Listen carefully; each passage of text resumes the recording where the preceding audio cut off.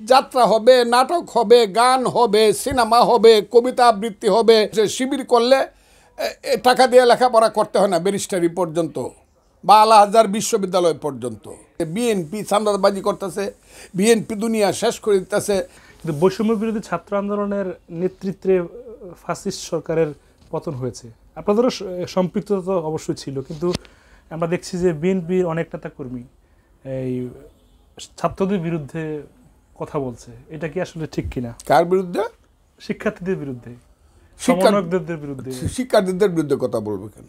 আপনি কি মনে করেন আমি আপনাকে বলি, তারা যে কথাটা বলতেছে এটা ঠিক কথা হইলো? এরা তো সবাইকে আঘাত করতেছে, এরা তো সবার বিশ্বাসের উপরে এরা ছুরিকাঘাত করলো। এই যে সার্জিস ছেলেটা যে ওই দিন 31 তারিখে যে বলল যে এই আন্দোলনের ব্যানগার্ড ছিল শিবির, ছাত্র শিবির, এটাকে তারা তো সব ছাত্রকে অপমান করলো, সমস্ত মানুষকে অপমান করলো। আমরা তো বলতে চাই, তারা তো বলতে পারতো এই আন্দোলনের ব্যানগার্ড ছিল বাংলাদেশের সমস্ত ছাত্র জনতা,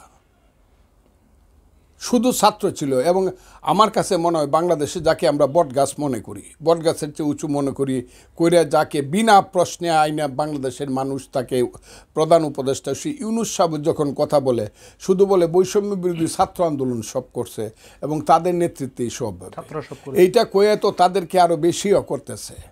বাপ যখন সন্তানকে বেশি বেশি মানে লিমিটের চেয়ে বেশি যখন বাপ সন্তানকে বেশি কি করব, তাকে গুণ আরোপ করতে চায়, সন্তান তো নষ্ট হবেই। এই জায়গাতে গেছে। তো আমি আপনাকে বলি একটা কথা, আপনাকে জিজ্ঞাসা কেন সমালোচনা করবে না? আজকে এখানে বসছিলাম, একটা ইউনিভার্সিটির, দুইটা ইউনিভার্সিটির ভাইস চ্যান্সেলর আমার সাথে আমি বসছি, দুইজন ইউনিভার্সিটির সাবেক ভাইস চ্যান্সেলরের সাথে বসছিলাম, তিনজন সিনিয়র সচিবের চেয়ে উপরের সচিবের সাথে আমি বসছিলাম, যারা আগেই সচিব হয়ে রিটায়ার করছে, এরা পাকিস্তানের সিএসপি, পাকিস্তান আমলের সিএসপি, যারা এই দেশের সচিব হয়ে রিটায়ার করছে।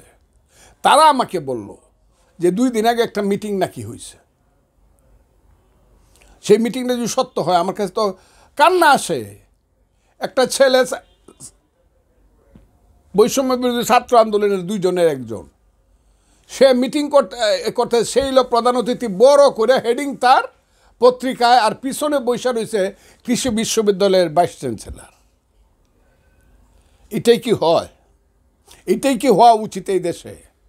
যে 23 বছরের একটা ছেলে বক্তৃতা করব প্রধান অতিথি, আর ইউনিভার্সিটির ভাইস চ্যান্সেলর পিছনে আরও নাকি কে বৈশা রয়েছে যারা তার বাপের চেয়েও বড় এবং শিক্ষায় দীক্ষায় এই দেশের অনেক গৌরবান্বিত ব্যক্তি, তাদের কি পিছনে রেখা এই ছেলেরা বক্তৃতা করে কেমনে? আমি তো দেখি এই যে ক্রিকেট বোর্ডের আকরাম খান থেকে যারা আছে, যত আছে এখনকার প্রেসিডেন্ট ফারুক থেকে ধরে যারা আছে, কত সম্মানিত ব্যক্তি, বাংলার কত গৌরবের ছেলে। একটা ছেলে ক্রীড়া উপদেষ্টা, তার সাথে দেখা করেছে, সবার সাথে সবাই দাঁড়ায় দাঁড়ায় কথা কয়া, আর সেইভাবে বসে বসে হাত মিলায় আর মাথার নিচু। এইগুলো আমাকে দেখতে হবে। এই দেশ কি বাংলাদেশ? এখানে 1 বছরের বেশি একজন মুরব্বী হাঁটতে গেলে পরে আর একটা লোক চেয়ারে বসার লাভ মারে উঠে যায়, না চাচা আপনি বসেন। কিন্তু এটা শুরু হয়েছে এই দেশে। কি করবো? এদেরকে বললে যদি এরা রাগ করে, এরা বুঝে না কেন? এই যে বলল, এই বেটা যে বলল যে আমি তো বলছি যে ডিসির সাথে ফার্স্ট ইয়ারের একটা ছেলে বৈশা মিটিং করবে কেন? এতে তো 3টা জেনারেশন নষ্ট হয়েছে। আমি এখনও বলছি, আগামীকালও বলবো, পরশু দিনে বলবো, যে ছাত্ররা এইভাবে দেশ চালানোর নেতৃত্ব করতে গিয়া ছাত্র জেনারেশন শেষ হয়ে যেতেছে। ছাত্র শেষ। তার তো কেউ বিএ পাস করলে, অনার্সে পড়লো, কেউ অনার্স পাস করে নাই, এমএ পাস করে নাই, হয়তো বা অনার্স পাস করছিল 1800 আর লেখাপড়া করে নাই। এইভাবে লেখাপড়া না করে জেনারেশন নষ্ট করে কি একটা দেশকে অন্ধকার করে দেওয়া যায়? এখন তো সমস্ত ছাত্র লাগিয়ে গেছে সমন্বয়ক হওয়ার জন্য, এবং এদের পিছনে পিছনে ঘুরে। এদের তো কিচ্ছু লাগে না। এদেরকে মিটিংয়ে ডাকলে পরে জেলার থেকে বাস বিনা পয়সা আসে, খাবার বিনা পয়সা আসে, সব কিছু বিনা পয়সা হইতেছে। কারণ এখন তো মব চলতেছে, politics of mob, justice of mob, mob justice চলতেছে। কেন এরকম হবে? আমাদের ছেলেরা আরও সুন্দর হবে, আরও ভালো হবে, আরও নমনীয় হবে, আরও জ্ঞানী হবে। আমাদের ছেলেরা জ্ঞান অর্জন করবে, আমাদের ছেলেরা আরো বেশি ভদ্র হবে, এরা কেন এরকম উদ্যত হবে? আমি তো এটা বলতেছি, ওরা তো আমার সন্তানের চেয়ে ছোট, একটা ছেলের বয়স তো আর 44 বছর না, কিন্তু আমার বড় ছেলের বয়স তো 44 বছর। আমার বড় ছেলে না শুধু, এই ছেলের তো কেউ এরকম করে না, কিন্তু এদেরকে কেন এরকম দেখি আমি সব জায়গাতে? নিজেরা কেন গেল পিরোজপুর, গেল চট্টগ্রাম, মারামারি, দরাদরি, রক্তারক্তি কেন? আপনারা দেশ চালাবেন, আপনারা যদি এখানে বসে 10 জন মানুষ একটা মিটিং করে একটা কমিটি না করতে পারেন, নিজেরা রক্তারক্তি করেন, আপনারা তো দেশটা কেমন চালাবেন? Morning shows the day. আমি তো সকালবেলায় বুঝে ফেলছি বিকালটা কেমন যাবে।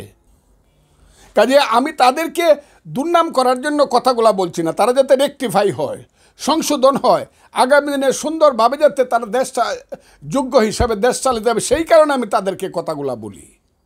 যখন জাতীয় স্বার্থে এসে একমত হয় তখন একসাথে কাজ করে, আবার যখন মনে করে যে আমাদের ব্যক্তিগতভাবে আমাদের দলীয় স্বার্থ প্রয়োজন তখন দলীয় স্বার্থে কাজ করে, তাতেও কোনো আপত্তি নাই। আপত্তিটা হলো সেই জায়গাতে যখন একজন মনে করে আরেকজনের কাঁধে পা দিয়ে বন্দুক রেখে আমি ক্ষমতায় যাব, তাকে কালিমা যুক্ত করে, মশিলিপ্ত করে, সেইখানে ওটা। এই যে গত 5 মাস যাবত তো শুধু একই স্লোগান হইতেছে, বিএনপি চাঁদাবাজি করতেছে, বিএনপি দুনিয়া শেষ করে দিতেছে, বিএনপি কিছু রাখতেছে না, এই সব কিছু, বিএনপি আর জীবনে ক্ষমতা যাইতে পারবো না, 2 সাপের 1 বিষ, নৌকার দানের শীষ, এইসব কথা কারা কইতেছে? আমরা কইতেছি? আমরা তো বলি নাই, আমরা তো এই কথা বলি না। কোনো নাম বলে নাই, জামাতরা বলতেছে তারা তো কোনো নাম বলে নাই। নাম বলতে হয় নাকি? নাম বলতে হয়। সূর্য যাহা পূর্ব দিকে উঠে তাহা পৃথিবীকে আলোকিত করে, এর অর্থ কি?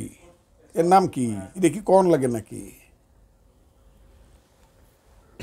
কাজে এইগুলা কয়ে তো আমরা তো এত বোকা না, তো আমরা তো বুঝি যে আপনারা কি চাই। একা একা ক্ষমতা যেতে চান, ইলেকশন করে আসেন না, দেখি না। আমি তো চ্যালেঞ্জ করছি যে জামাত এককভাবে যদি 20টা সিট পায়, 10% ভোট পায়, আমি বুঝবো যে ইয়েস, তাদের সম্ভাবনা উজ্জ্বল বাংলাদেশের রাজনীতিতে। 10% ভোট, 20টা সিট একা যদি পায়, এত বাকবাকুম করেন কেন? কয়টা সিট পাবেন কোথায়? জামাতের কয়টা? তাদের ক্যাডার আছে, তাদের ব্যাংক আছে, তাদের হসপিটাল আছে, তাদের হাতে টাকা আছে, মধ্যপ্রাচ্যে লিল্লা আছে, এগুলা করে টাকার মালিক হয়েছে। শিবির করলে টাকা দিয়ে লেখাপড়া করতে হয় না, ব্যারিস্টারি পর্যন্ত বা আল আজহার বিশ্ববিদ্যালয় পর্যন্ত, কেউ কোনো টাকা পয়সা আনতে হয় না। এইসব দল করার জন্য বহু লোক এই দেশ আছে, তারা করতেছে, সেই সংখ্যাটা যাই হোক। কিন্তু ভোটের বেলায় গিয়া দেখেন, আমি তো বলি যে এই যে আজহারিকে দিয়ে বক্তৃতা করায়, সিলেট তো আজহারিকে বাধা দিছে। আমি তাদেরকে অসম্মান করতে চাই না। পৃথিবীর কোন দেশে এইভাবে রাতের পর রাত মাইক লাগায় পৃথিবীর সৌদি আরব, ইরান, ইরাক, সিরিয়া, লেবানন, মিশর, পৃথিবীর পাকিস্তান, পৃথিবীর কোন দেশে এইভাবে মাইক লাগায় সারা রাত শুধু রাজনৈতিক বক্তৃতা হয়, যার নাম কয় ইসলাম? এটা তো একটা ওয়ারান দেশ পাইছে, যা ইচ্ছা তা বলতেছে মৌলানা মৌলবীরা, এবং হেলিকপ্টারে যাইতেছে, গাড়িতে যাইতেছে, লাখ লাখ টাকা নিতেছে। এটা তো একটা ব্যবসা বাণিজ্যের ব্যাপার। এবং এরা তো দুনিয়ার সমস্ত কালচার শেষ করে, বাঙালির যে কালচার, শিক্ষা, সংস্কৃতি, নাটক, যাত্রা, গান, বাউল, মাজার সব শেষ করে দিতেছে তারা। কি চায় তারা? এই দেশে কিছু থাকবে না। সমস্ত বাগানে শত ফুল ফুটলে এটা বাগান, শুধু গোলাপ ফুটলে কি এটাকে বাগান কয়? গোলাপের চাষ করছে, কিন্তু 100 রকমের ফুল ফুটলে এটা বাগান।